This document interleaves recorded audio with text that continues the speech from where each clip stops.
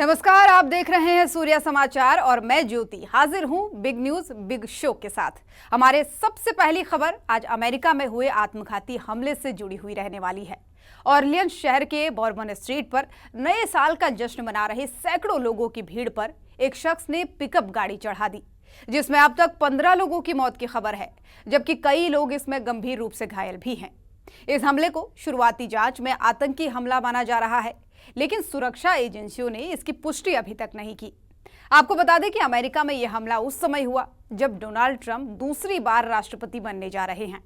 इसके बाद हमारी दूसरी खबर प्रधानमंत्री नरेंद्र मोदी की किसानों को मिली सौगात से जुड़ी हुई है। नए साल के मौके पर प्रधानमंत्री नरेंद्र मोदी ने किसानों के हित में बड़ा फैसला लिया, जिसके बाद अब किसानों को डीएपी खाद पर अधिक सब्सिडी मिलेगी। हमारी तीसरी खबर मुख्यमंत्री नायब सिंह सैनी के गुरुग्राम दौरे से जुड़ी हुई है। यहां उन्होंने उद्योगपतियों से बजट को लेकर चर्चा की, जिसके बाद हम आपको प्रधानमंत्री नरेंद्र मोदी और सिंगर दिलजीत दोसांझ की मुलाकात दिखाएंगे, जिसका वीडियो प्रधानमंत्री नरेंद्र मोदी ने सोशल मीडिया पर शेयर किया है। और आखिर में हम आपको हिमाचल के चंबा से आई एक हैरान कर देने वाली खबर बताएंगे, जहां 2 पुलिस वालों पर यह आरोप लगा है कि उन्होंने मामूली कहासुनी में एक होटल मैनेजर की हत्या कर दी है। तो चलिए शुरू करते हैं बिग न्यूज बिग शो का सफर और एक एक कर इन तमाम खबरों को विस्तार से जानते हैं।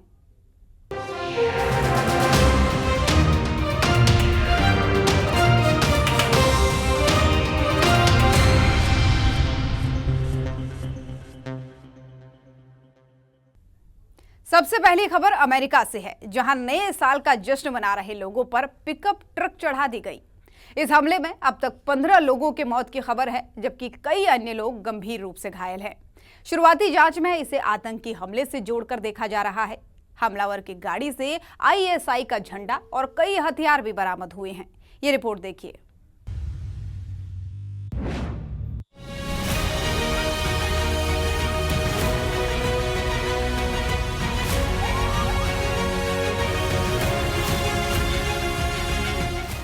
नए साल पर दहला सुपर पावर अमेरिका।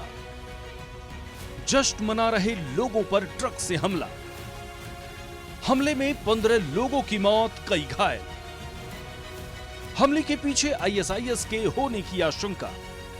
दुनिया का सुपर पावर देश अमेरिका नए साल पर दहल उठा है। न्यू ऑरलियंस शहर के बॉर्बन स्ट्रीट पर सैकड़ों लोग नए साल के जश्न में डूबे थे। इस दौरान एक आत्मघाती ट्रक बेहद तेज गति से आई और भीड़ को रौंदती हुई आगे बढ़ गई।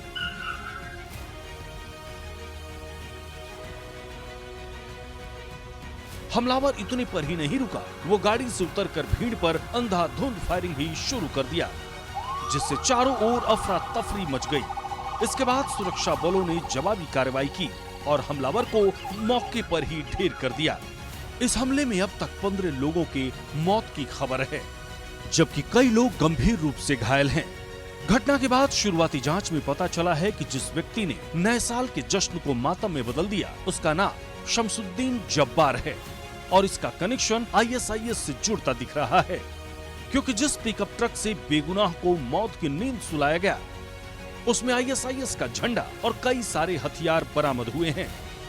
आरोपी शमसुद्दीन जब्बार टेक्सास स्टेट का रहने वाला था, लेकिन हैरानी की बात यह है कि साल 2007 से 2020 तक आरोपी अमेरिकी सेना में अपनी सेवा भी दे चुका था।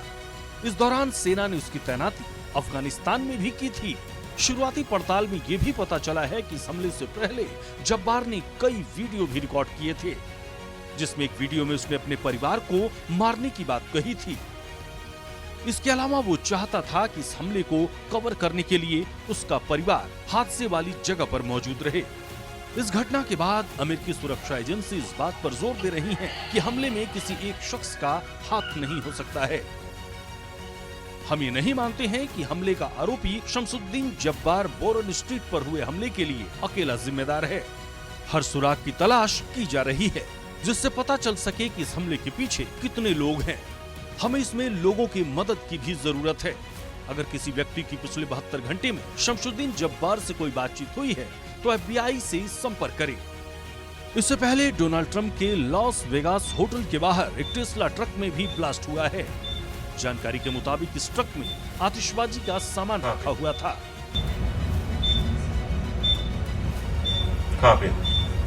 ब्लास्ट की वजह से ट्रक के अंदर मौजूद शख्स की मौत हो गई है और 7 लोग गंभीर रूप से घायल हैं। अमेरिका में हुई इस घटना पर राष्ट्रपति बाइडेन ने कहा है कि सुरक्षा एजेंसियां न्यू ऑरलियंस में हुए हमले और ट्रंप के होटल के बाहर हुए ब्लास्ट के बीच लिंक की जांच कर रही हैं। बता दें कि अमेरिका में यह हमला उस समय हुआ जब 20 तारीख को डोनाल्ड ट्रंप शपथ ग्रहण लेने जा रहे हैं।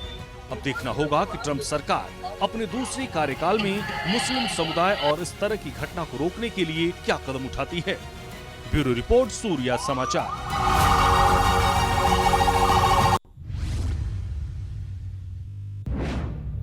और इधर दिल्ली में विधानसभा चुनाव से पहले बीजेपी और आम आदमी पार्टी के बीच पोस्टर वॉर चरम पर है। फर्जी वोटर के मुद्दे पर बीजेपी ने एक पोस्टर जारी किया जिसमें अरविंद केजरीवाल के फोटो का इस्तेमाल कर लिखा गया फर्जी वोटर से इश्क है, जिसका जवाब देते हुए आम आदमी पार्टी ने भी एक पोस्ट जारी किया है जिसमें केजरीवाल को ग्रेटेस्ट ऑफ ऑल टाइम बताया गया है। इसके अलावा दोनों दलों के नेता एक दूसरे पर जुबानी हमले कर रहे हैं। ये रिपोर्ट देखिए।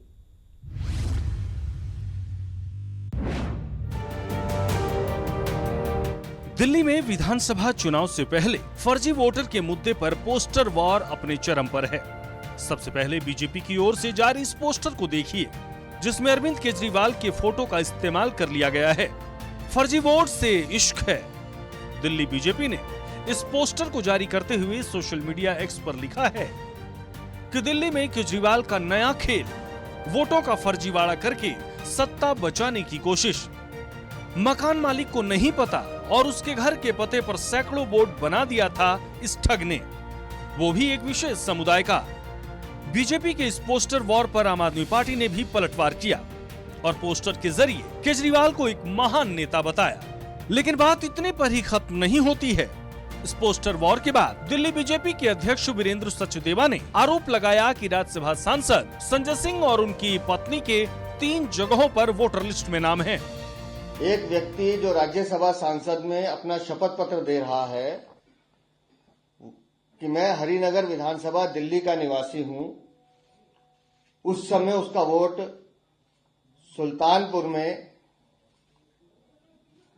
नगर पालिका की परिषद की जो वोटर लिस्ट है उसमें भी दर्ज है और इसके परिवार के वोट हैं। मकान नंबर 944, मोहल्ला धबड़िया, राधिका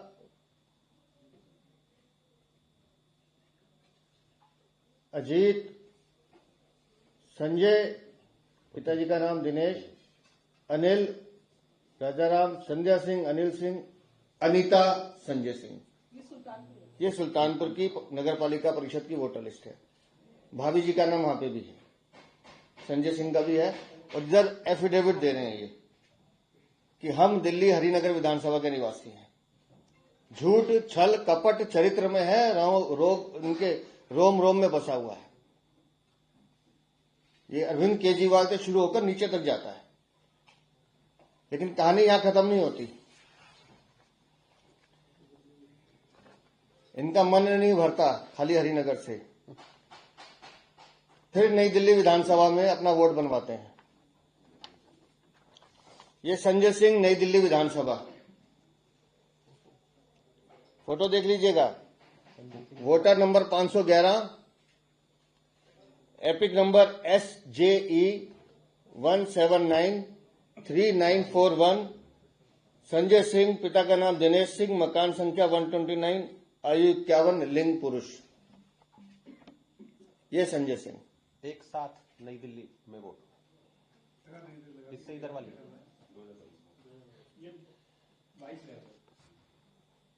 ये अभी का है ना? अभी का जी, ये अभी का है सर? बिल्कुल अभी का है जी, अभी का है, ये अभी का है। तिलक नगर भी है एक साथ। और इसके साथ साथ दिल्ली में मन नहीं भरता, तिलक नगर में भी वोट है। ये नई दिल्ली, ये तिलक नगर। फर्जीवाड़ा देखिए इनका, झूठे मक्कार फर्जी लोग। अब यहां पर संजय सिंह का वोटर लिस्ट नंबर है 42, एपिक कार्ड नंबर सेम है जो मैंने पहले बोला। संजय सिंह, पिता का नाम दिनेश सिंह, मकान संख्या WZ5, आयु 51 लिंग यहाँ पे भी पुरुष ही है।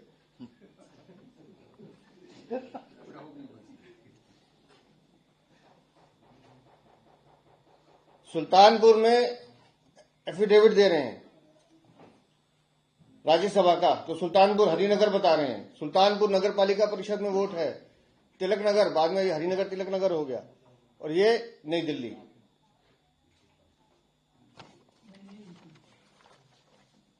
और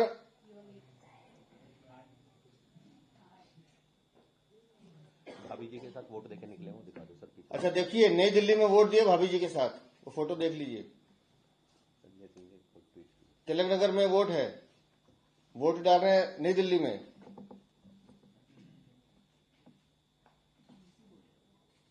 सुल्तानपुर में अलग है।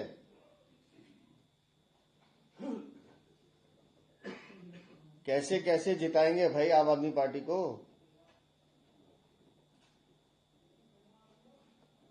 और जैसे उस दिन हमने हल्का सा ऐसे ट्विस्ट किया कि भाई वोट है आपका, बड़ी गंभीरता से कह रहा हूं, राज्यसभा सांसद चुनाव अधिकारियों को धमका रहे हैं। खुद इनके मुख्यमंत्री का तो, पूर्व मुख्यमंत्री का तो आया कि तुम्हें देख लूंगा चुनाव अधिकारियों, लेकिन ये व्यक्तिगत रूप से धमका रहे हैं। हालत ये है कि 30 तारीख को, आज क्या तारीख है, 2 जनवरी, जैसे हमने प्रेस वार्ता में भाभी जी का जिक्र किया और इनका जिक्र आया, 30 तारीख को आनन फानन में जाकर अपना वोट शिफ्ट करने का आवेदन देकर आते हैं। 30 तारीख को मना करें संजय सिंह, नहीं किया। और अगर था तो फिर गुर्रा क्यों रहे थे, अपनी गलती स्वीकार करते। मानहानि का दावा कर रहे हैं। अब मेरी समझ में नहीं आता, एक जमानती जो अपराध में जमानत पे छूटा उसका कितना मान बचा है, काहे की हानि। और हमारा मानना यह है कि ये सब क्रिमिनल एक्ट में आते हैं, इनके खिलाफ कानूनी कार्रवाई होनी चाहिए। चुनाव आयोग भी संज्ञान ले और दिल्ली पुलिस भी संज्ञान ले। बीजेपी के इस आरोप पर संजय सिंह ने अपनी सफाई दी और कहा कि इसके लिए कर्मचारियों को दोषी ठहराया जाना चाहिए। साथ ही आरोप भी लगाया कि बीजेपी सही लोगों के भी वोट कटवा रही है। भाजपाइयों, मैं फिर बार बार आपसे कहता हूं, तुम्हारा पढ़ाई लिखाई से कोई वास्ता नहीं है, तुमको कोई जानकारी नहीं है, तुमको सिर्फ एक ही चीज सुबह उठ के सिखाई जाती है, झूठ बोलने का काम कैसे करना है।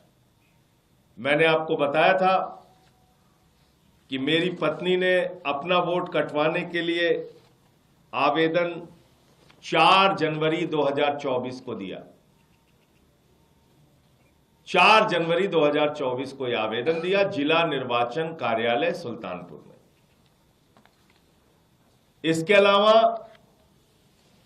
ये वोटर लिस्ट है, मैं भेंट कर रहा हूं और वीरेंद्र सचदेवा और उनकी पार्टी को और मोदी जी को जो डिजिटल इंडिया की बात करते हैं, जाओ और सुल्तानपुर का जो वोटर लिस्ट है उसको भी चेक करो। इसमें मेरे माताजी का नाम है राधिका सिंह, पिताजी का नाम है दिनेश सिंह। इसके अलावा न मेरा वोट है न मेरी पत्नी का वोट है। इससे पहले बीजेपी ने अरविंद केजरीवाल को चुनावी हिंदू बताकर पोस्टर जारी किया था और अब फर्जी वोटर लिस्ट पर घमासान मचा है, जिसमें पोस्टर के जरिए दोनों दल एक दूसरे पर हमलावर हैं। ब्यूरो रिपोर्ट, सूर्या समाचार। और चलिए अब रुक करेंगे अगली खबर का। साल 2025 के पहले ही दिन पंजाबी गायक दिलजीत दोसांझ ने प्रधानमंत्री नरेंद्र मोदी से मुलाकात की। इस मुलाकात का एक वीडियो भी अब सामने आया है, जिसमें दोनों के बीच अच्छी बातचीत हुई है। रिपोर्ट देखिए।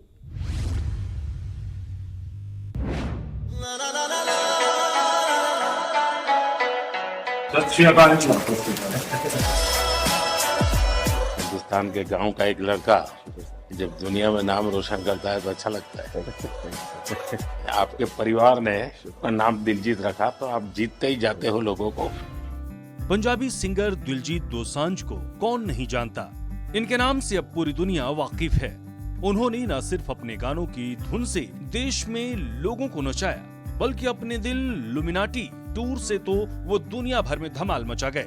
पिछले साल 26 अक्टूबर को दिल्ली में शुरू हुआ ये टूर 31 दिसंबर को लुधियाना में खत्म हुआ, जिसके बाद साल के पहले ही दिन सिंगर दिलजीत दोसांझ ने प्रधानमंत्री नरेंद्र मोदी से मुलाकात की, जिसकी तस्वीरें सामने आते ही सोशल मीडिया पर छा गईं। पीएम मोदी के ऑफिशियल इंस्टाग्राम अकाउंट से दिलजीत के साथ उनकी बातचीत के अंश को पोस्ट किया गया, जिसके बाद तो फैंस की खुशी का ठिकाना ही नहीं रहा। वीडियो में आप देख सकते हैं कि सबसे पहले फूलों का गुलदस्ता लेकर गायक दिलजीत आते हैं। पीएम मोदी उनका अभिवादन करते हैं। इसके बाद शुरू होता है बातों का सिलसिला, जिसमें एक तरफ जहां दिलजीत दोसांझ पीएम मोदी के कामों की तारीफ करते हैं, तो वहीं दूसरी तरफ पीएम मोदी भी उनके गानों की तारीफ करते नजर आए। हिंदुस्तान के गांव का एक लड़का जब दुनिया में नाम रोशन करता है तो अच्छा लगता है। आपके परिवार ने उसका नाम दिलजीत रखा तो आप जीतते ही जाते हो लोगों को। हम पढ़ते थे कि मेरा भारत महान। जब मैं भारत घूमा ना जी पूरा तो मेरे को पता चला ये क्यों कहते हैं मेरा भारत महान। सचमुच में भारत की विशालता एक अपना शक्ति है जी। हम लोग एक वाइब्रेंट सोसाइटी है। भारत में सबसे बड़ा कोई जादू जिसको कह लो तो वो योग है, और जिसने योगा को अनुभव किया है वो उसकी ताकत जानता है। हाँ जी सर, मैंने आपका इंटरव्यू देखा था सर अभी हाल ही में। हमारे लिए आप प्रधानमंत्री एक बहुत बड़ा पद है, तो हम शायद एक जो उसके पीछे एक माँ और बेटा और इंसान है वो कई बार वो भूल जाता है, क्योंकि एक औहदा बहुत बड़ा है। जब आप अपने माँ को लेके और गंगा मैया को लेके वो दिल भरा वो टच होता था। एक्चुअली ये दिल से बात निकली है तभी दिल तक गई। इस दौरान दिलजीत ने पीएम मोदी को गाना भी सुनाया। उनके गाना गाने के दौरान पीएम मोदी पास पड़ी मेज को तबले की तरह बजा रहे थे।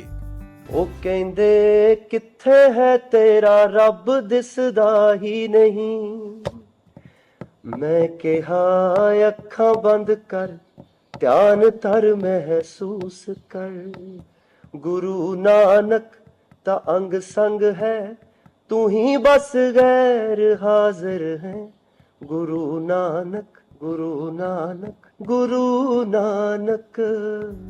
आपको बता दें कि इस दौरान पीएम हमेशा की तरह कुर्ता पजामा में दिखे। उन्होंने ग्रे कुर्ते को ब्राउन स्वेटर के साथ स्टाइल किया तो व्हाइट पजामा पहना, वहीं ब्लू प्रिंटेड पॉकेट स्क्वायर और ब्लैक लोफर वियर किए। वहीं दिलजीत की बात करें तो दिलजीत काले सूट बूट में काफी हैंडसम लगे। उन्होंने white shirt, black waistcoat, white dot वाली ब्लैक टाई पहनी और साथ में ब्लैक पैंट्स और फॉर्मल ओवरकोट स्टाइल किया। मैचिंग ब्लैक पग और शूज पहने सिंगर का यह अवतार कमाल का लगा। बता दें कि पीएम मोदी से मुलाकात की जानकारी सिंगर दिलजीत दोसांझ ने भी अपने इंस्टाग्राम अकाउंट पर साझा की है। उन्होंने अपनी कैप्शन में लिखा, 2025 की शानदार शुरुआत, प्रधानमंत्री नरेंद्र मोदी जी के साथ एक बहुत ही यादगार मुलाकात। ब्यूरो रिपोर्ट, सूर्या समाचार।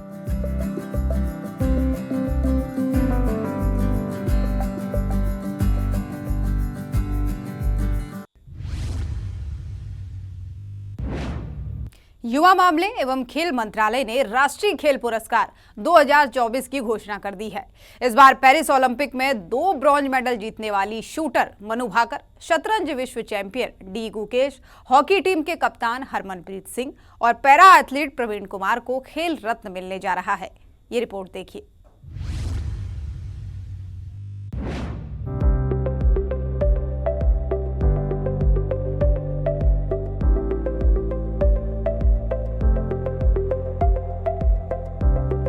हर साल दिए जाने वाले खेल रत्न पुरस्कार का ऐलान कर दिया गया है। इस संबंध में युवा एवं खेल मंत्रालय ने उन एथलीटों की सूची जारी कर दी है जिन्हें खेल रत्न से सम्मानित किया जाएगा। मनु भाकर, डी गुकेश के अलावा प्रवीण कुमार को भी मेजर ध्यानचंद खेल रत्न पुरस्कार से सम्मानित किया जाएगा। पेरिस ओलंपिक 2024 में अपनी कप्तानी में हॉकी टीम को ब्रॉन्ज मेडल जिताने वाले हरमनप्रीत सिंह को भी खेल रत्न मिलेगा। समितियों द्वारा की गई सिफारिश के आधार पर सरकार ने खेल रत्न से सम्मानित करने का निर्णय लिया है। जिन खिलाड़ियों को खेल रत्न से नवाजा जाएगा उनमें मनु भाकर का नाम है। हरियाणा की रहने वाली मनु भाकर ने पेरिस ओलंपिक में पहले 10 मीटर एयर पिस्टल में पोडियम पर जगह बनाई और फिर सरबजोत सिंह के साथ मिलकर 10 मीटर मिश्रित टीम में दूसरा कांस्य पदक जीता। इस तरह वो खेलों के महाकुंभ के एक ही सत्र में 2 पदक जीतने वाली स्वतंत्र भारत की पहली खिलाड़ी बन गई। डी गुकेश शतरंज के इतिहास में सबसे युवा विश्व चैंपियन बने। 2024 में चेन्नई के 18 साल के गुकेश के रूप में एक नया रोल मॉडल सामने आया। सिंगापुर में विश्व शतरंज चैंपियनशिप मुकाबले में चीन के डिंग लीरेन को हराकर वो विश्व चैंपियन बन गए। वहीं पेरिस ओलंपिक में कांस्य पदक जीतकर हरमनप्रीत सिंह की कप्तानी वाली भारतीय टीम ने साबित कर दिया कि टोक्यो खेलों में मिला कांसा कोई तुक्का नहीं था। हरमनप्रीत सिंह ने पेरिस ओलंपिक में 10 गोल दागे, जिसके दम पर उन्हें तीसरी बार FIH साल के सर्वश्रेष्ठ पुरुष खिलाड़ी का पुरस्कार भी मिला। खेल रत्न मिलने वाले खिलाड़ियों की सूची में प्रवीण कुमार का नाम भी आता है। प्रवीण कुमार उत्तर प्रदेश से ताल्लुक रखते हैं। प्रवीण ने पेरिस ओलंपिक 2024 में पुरुषों की हाई जंप T64 स्पर्धा में एशियाई रिकॉर्ड तोड़कर स्वर्ण पदक जीता था। ये उन खिलाड़ियों की श्रेणी है जिनका घुटने से नीचे एक या दोनों पैर नहीं होता और वो दौड़ने के लिए कृत्रिम पैर पर निर्भर होते हैं। बता दें, खेल रत्न के अलावा 34 खिलाड़ियों को अर्जुन अवार्ड भी मिलेगा, जिसमें 2 लाइफ टाइम कैटेगरी में शामिल हैं। इन एथलीटों का सम्मान समारोह 17 जनवरी 2025 को राष्ट्रपति भवन में दोपहर 11 बजे शुरू होगा। स्पेशल डेस्क, सूर्य समाचार।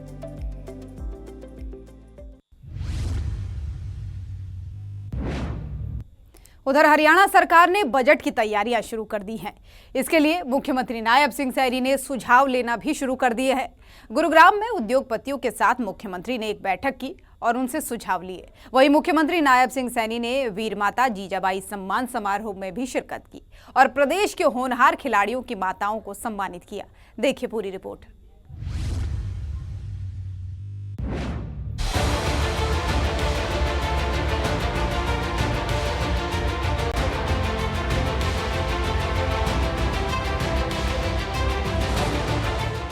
मुख्यमंत्री नायब सैनी ने गुरुग्राम में प्री बजट को लेकर उद्योगपतियों के साथ बैठक की। बैठक में सीएम ने बजट के लिए उद्योगपतियों के सुझाव लिए और उनकी मांगों को सुना। दरअसल इस बार सीएम नायब सैनी बतौर वित्त मंत्री हरियाणा का बजट पेश करेंगे, लिहाजा सरकार ने पहली बार आम जनता से ऑनलाइन सुझाव भी मांगे हैं। सरकार की तरफ से ये कहा गया है कि अच्छे सुझावों को बजट में शामिल किया जाएगा। विभिन्न विभागों के साथ बैठक करने के बाद सीएम नायब सैनी मंत्रियों और सांसदों के साथ बैठक कर बजट के प्रस्ताव पर मंथन करेंगे। सुनिए बैठक के बाद मुख्यमंत्री ने क्या कुछ कहा। जो गणमान्य लोग जो इंडस्ट्रीज के अंदर काम कर रहे हैं, ऐसे सब लोगों के जो उनकी यूनियंस थी, उन सब से हमने बात की, उनके सुझाव आए हैं। अच्छे सुझाव उन्होंने दिए हैं, क्योंकि ये छठा प्री बजट कंसल्टेशंस ये अलग अलग क्षेत्र के अंदर हमारा रहता है और इसके अंदर हमने आज ये इंडस्ट्रियल्स और रियल एस्टेट के लोगों से आज बात किया है कि उनके क्या क्या सुझाव इसके अंदर हो सकते हैं। अच्छे सुझाव उन्होंने दिए हैं और हरियाणा प्रदेश एक विकसित हरियाणा बनने में और हमारे यहाँ पर अच्छी संख्या में इन्वेस्टर्स के लिए लोग आए, उसके लिए हमने उनसे सुझाव लिए थे और हमने कहा कि हम 2025 में एक न्यू इंडस्ट्री पॉलिसी वो भी हम लेकर के आ रहे हैं, ताकि और ज़्यादा इन्वेस्टर्स हरियाणा के अंदर आ सकें। आपको बता दें कि प्रदेश के विकास साथ ही खेल और खिलाड़ियों को बढ़ावा देने के लिए मुख्यमंत्री लगातार प्रयासरत नजर आते हैं। खेल को बढ़ावा देने के लिए ही मुख्यमंत्री ने गुरुग्राम के अप्रैल हाउस में वीर माता जीजाबाई सम्मान समारोह में बतौर मुख्य अतिथि शिरकत की। इस कार्यक्रम में मुख्यमंत्री ने पेरिस ओलंपिक 2024 में गए 48 खिलाड़ियों की माताओं को सम्मानित किया। कार्यक्रम में उद्योग मंत्री राव नरबीर सिंह, खेल मंत्री गौरव गौतम भी मौजूद रहे। इस कार्यक्रम की अध्यक्षता पूर्व ओलंपियन योगेश्वर दत्त ने की। बहरहाल इस बार कयास लगाए जा रहे हैं कि हरियाणा का बजट 2 लाख करोड़ रुपए से ज्यादा का हो सकता है। मुख्यमंत्री नायब सैनी प्रदेश के सभी वर्ग को इस बजट में बड़ा तोहफा दे सकते हैं। सूर्या समाचार के लिए गुरुग्राम से नीरज अंबावता की रिपोर्ट।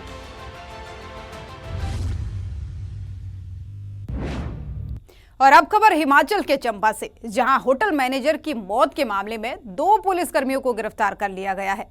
मामले में पुलिस पर लापरवाही के आरोप लगाते हुए स्थानीय लोगों ने जमकर प्रदर्शन किया। क्या है ये पूरा मामला, इस रिपोर्ट में देखिए।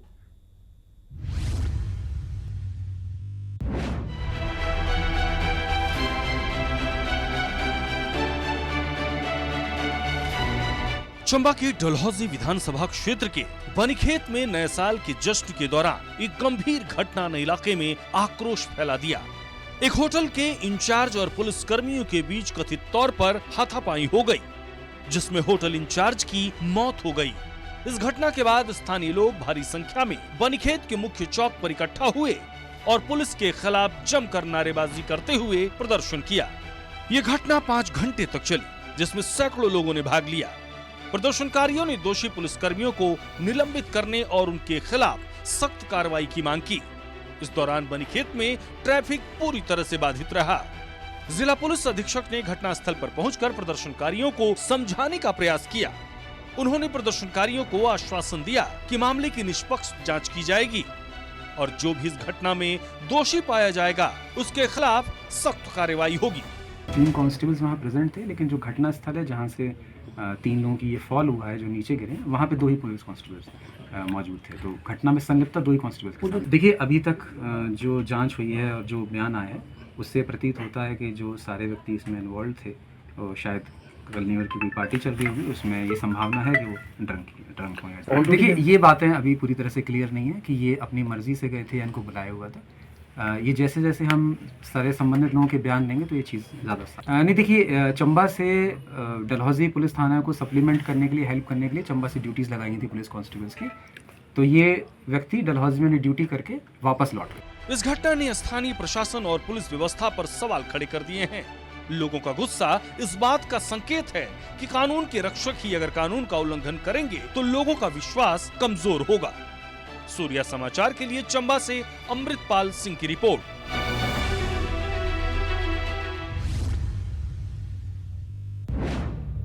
बिग न्यूज बिग शो में आज के लिए मेरे साथ बस इतना ही। मुझे दीजिए इजाजत। कल फिर किसी मुद्दे पर आपसे होगी मुलाकात। तब तक के लिए नमस्कार।